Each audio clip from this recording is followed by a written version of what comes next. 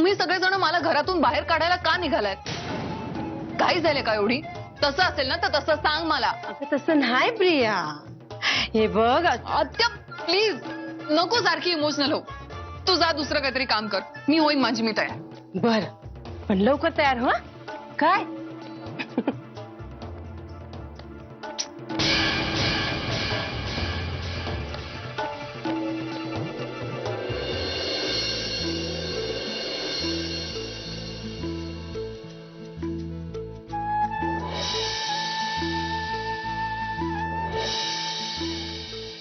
पिल्लू काय दुखतोय हात? मुद्दाम करता ना तुम्ही? तुमचं ना लक्षच नसतं माझ्याकडे. अगं उलट तुझ्यावरनं हल्ली लक्षच हटत नाही माझं. मिसेस मुधोळकर, एका मुलीची आई वाटत नाहीये तुम्ही.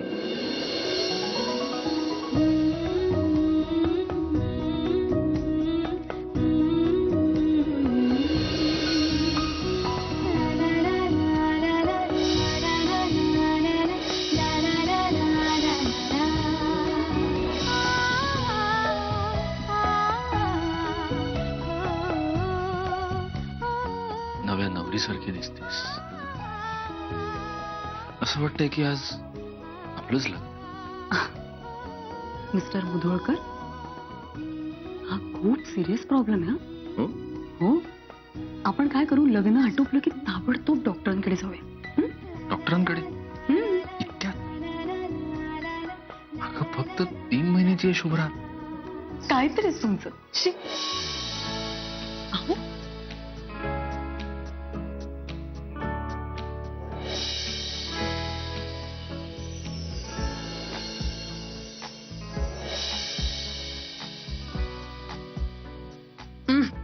तुमच्याकडे खूप रिकामा वेळ असेल. मला खूप काम आहे.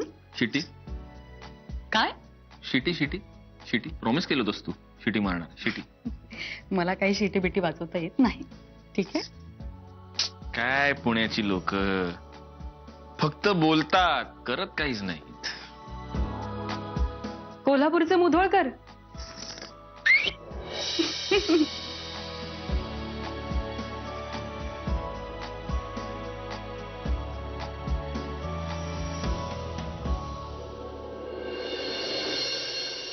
सुहास, हे सुहास,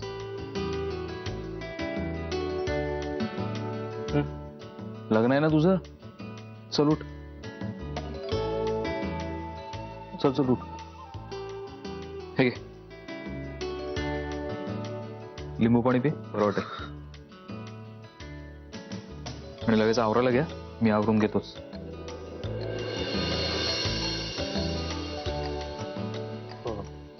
भाऊजी, मला जरा बोलायचं होतं तुमच्याशी. नंतर. भाऊजी, तुम्ही मला टाळताय ना? नाही रे, असं काय वाटतंय तुला? भाऊजी, मला सांगा ना प्लीज. मी काल नशेमध्ये काही वेडवाकडं तर नाही वागलो ना? नाही नाही. आणि बघ, कालचं काल, आज तुझ्या समोर काय ते आधी बघ. लग्न आहे ना तुझं? चल मग तयार हो लवकर, नाहीतर नवरदेवालाच हॉलवरती पोचायला उशीर व्हायचा. हा, मी पण आवरून घेतो. चल.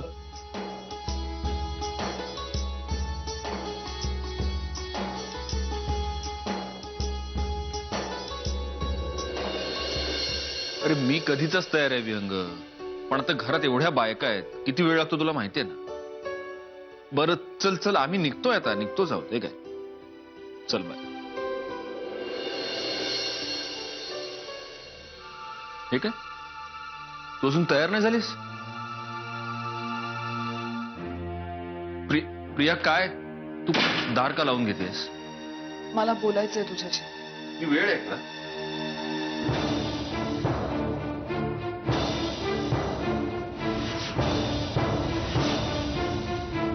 सत्यजित सरणावर जाणाऱ्याची शेवटची इच्छा पूर्ण करायची असते असं म्हणतात. त्यामुळे तुझी इच्छा असली किंवा नसली तरी तुला माझ्याशी बोलावं लागेल. जबरदस्ती आहे? तुला हवं ते नाव दे. जबरदस्ती, विनंती, याचना किंवा ब्लॅकमेलिंग?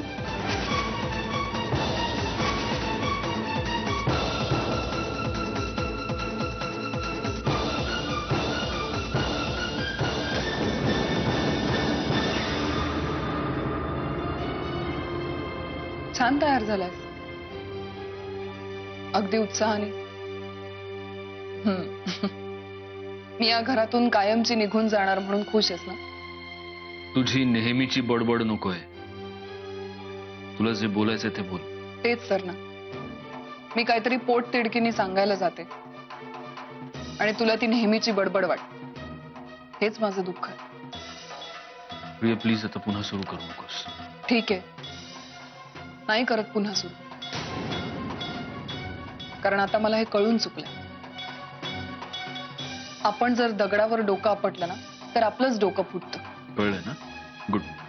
पुढे बोल. सत्यजित, तू माझ्या लग्नाला यायचं नाहीस.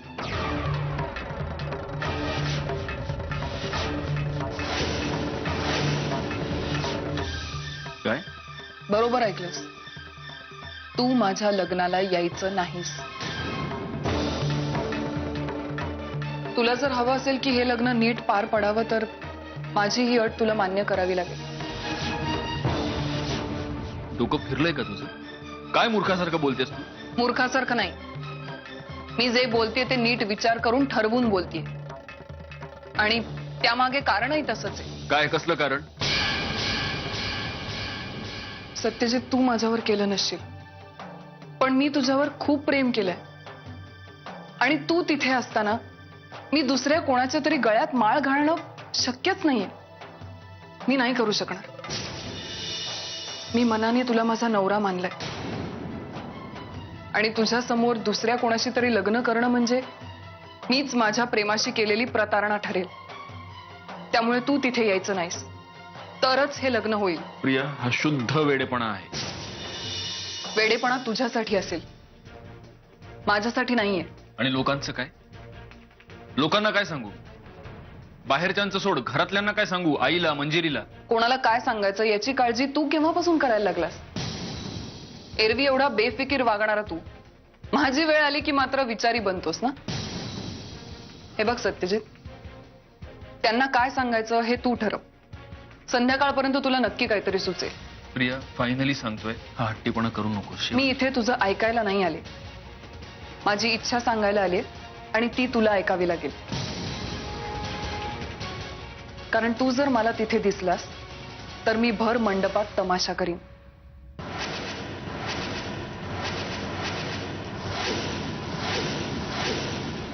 आणि तसंही हे लग्न करून मी स्वतःच्या सुखाचा अंत करायला चालले.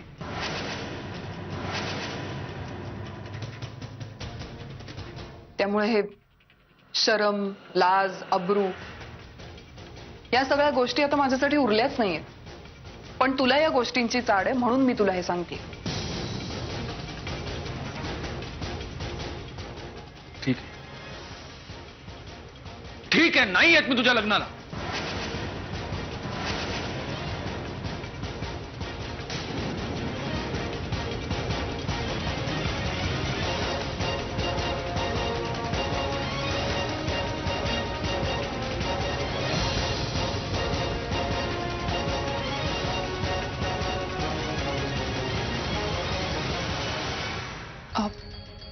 सत्यजित,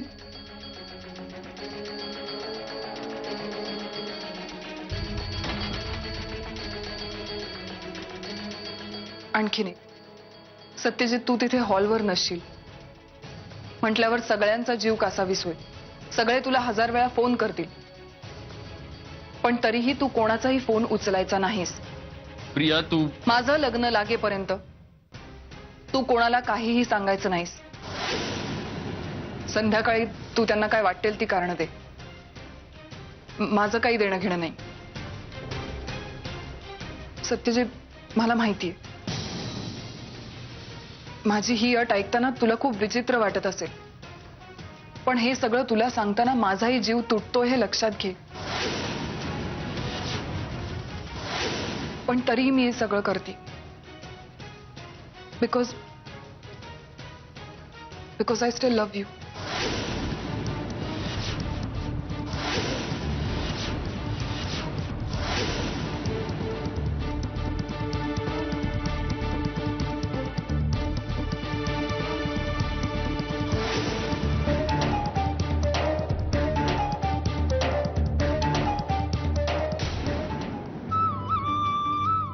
मावशी, विधीच्या सगळ्या सामानाची सुटकेस मी ऑलरेडी गाडीत टाकली. सगळं घेतलंय ना सामान? हो, अगदी सगळं. म्हणजे बारीक सारीक सामान सुद्धा मी दोन चेक केलं. उत्तम. बरं आता एक काम कर, ही बॅग तुझ्या बरोबर घेऊन जा आणि गाडी घेऊन तू निघ हॉलवर. काय तिथे नवरदेवाच्या स्वागताची तयारी करून ठेवायला कोणीतरी पाहिजे ना. गौरांग ऑलरेडी तिथे पोचलेला आहे, तो तुला मदत करेल. म्हणजे त्याचा मला तसा फोन आला होता म्हणून. हो. आणि मी चारुवंश, मंजिरी आणि प्रिया आम्ही 4 जण सत्याबरोबर येतो त्याच्या गाडीतून. लक्ष्मीचा कलश पण आणायला पाहिजे ना बरोबर. बरं मावशी, मग मी होते पुढे. मंजुषा, छान दिसतेस. आत्या कशी दिसते? एकदम झाक. वहिने कसं आहे? मस्त आहे. बरं हे झालं ना, सगळं तयार झालं ना? तसं झालंय. नाही तर निघायच्या वेळेला काहीतरी नवीन काढाल म्हणून म्हणते. नाही, झाली समधी तयारी. चला, अंबाबाई पावली म्हणायची. प्रिया झाली का तयार? तिचं काय, ती होईल की? नाही, तुम्ही जाऊन थोडी मदत करा ना तिला. जाते आलेच.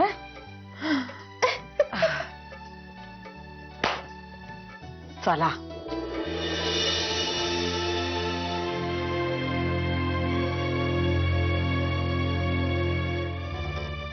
दादा बाहेर चाललास?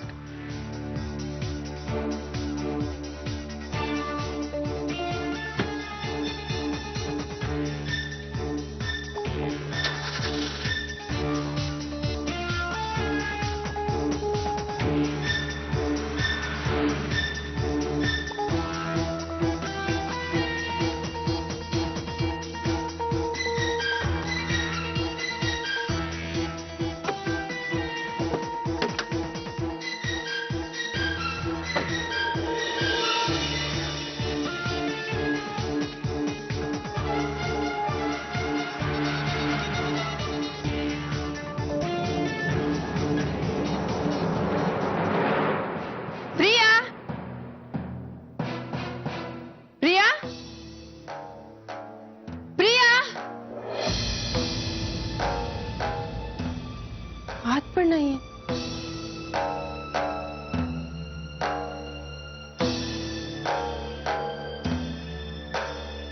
कुठे गेली आता? वैने, नेत्रा, प्रिया कुठे आहे? विचारताय का सांगताय? डुचके मस्करी नग. मला काळजीत आहे. दिसतच ते चेहऱ्यावरनं. काय झालंय? अगं प्रिया कुठंच गावना. असेल ना तिच्या रूम मध्ये, जाऊन बघा एकदा. अगं ती तिच्या रूम मध्ये असती तर मी इथे असते का? बापरे, म्हणजे ज्याची भीती होती तेच झालं.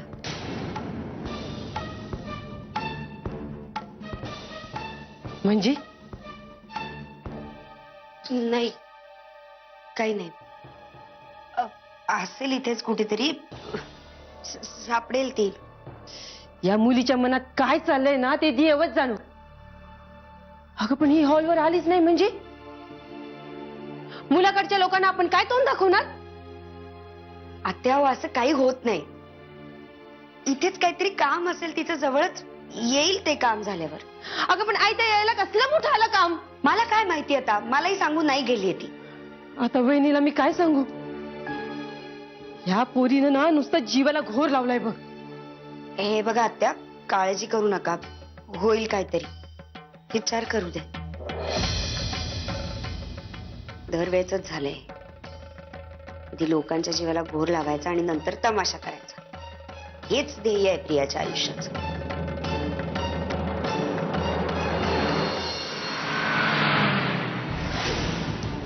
सत्यजित, तू माझ्या लग्नाला यायचं नाही. तुला जर हवं असेल की हे लग्न नीट पार पडावं तर माझी ही अट तुला मान्य करावी लागेल. मी मनाने तुला माझा नवरा मानलाय आणि तुझ्या समोर दुसऱ्या कोणाशी तरी लग्न करणं म्हणजे मीच माझ्या प्रेमाशी केलेली प्रतारणा ठरेल. त्यामुळे तू तिथे यायचं नाहीस, तरच हे लग्न होईल.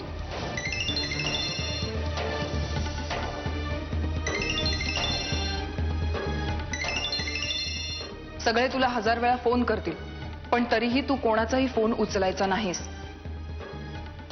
माझं लग्न लागेपर्यंत तू कोणाला काहीही सांगायचं नाहीस.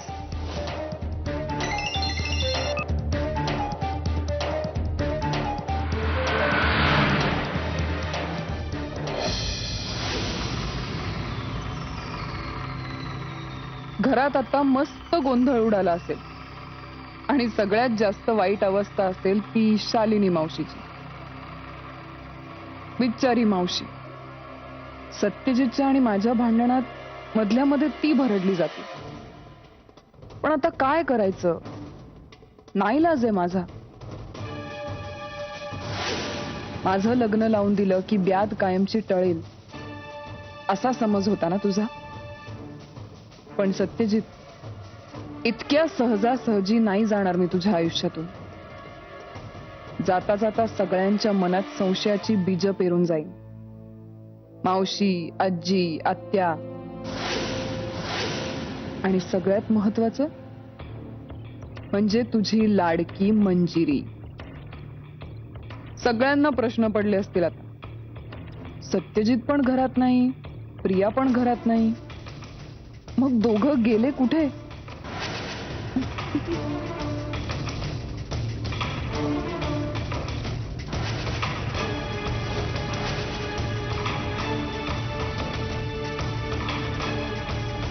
असल्या नीचपणात तुझं डोकं अगदी कमालीचं चालतं प्रिया.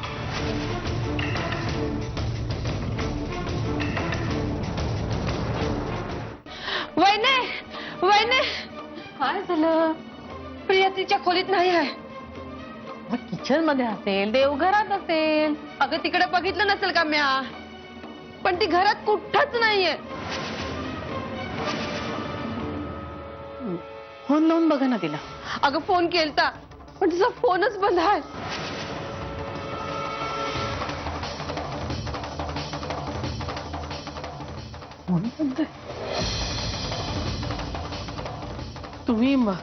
तुम्ही सत्याला कळवा हे. त्याला माहित असू देत मागच्या वेळेसारखा अनर्थ नको व्हायला. चल. आई, आई अहो हे कुठे गेलेत? आई तुम्ही यांना पाहिलेत का कुठे? मी घरभर शोधून दमले आता, कुठे दिसलेच नाहीत मला.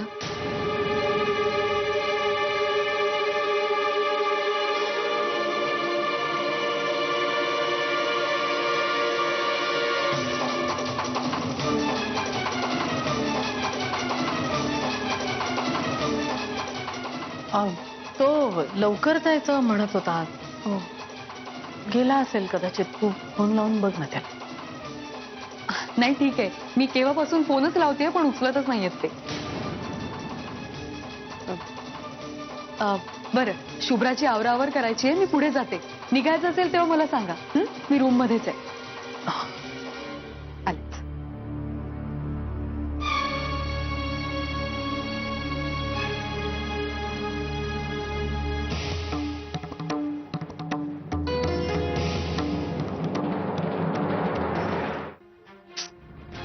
पुन्हा कट केला.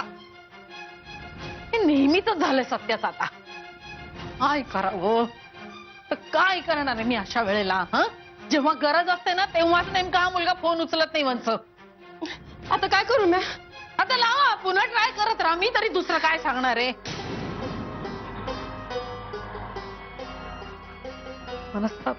डोक्याला. आपण कधी निघायचं? नवरी तर गेली.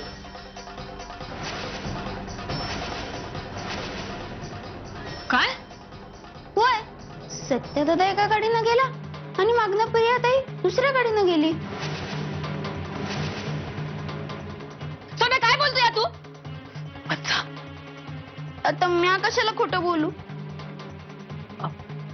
तू जा, ड्रायव्हरला सांग गाडी काढायला आपण जाऊया. होय. लहान पोरावर कशाला आग पाखड करताय वंच? करावं काय करावं? मला कळलंय आपलंच नाणं खोटं आहे.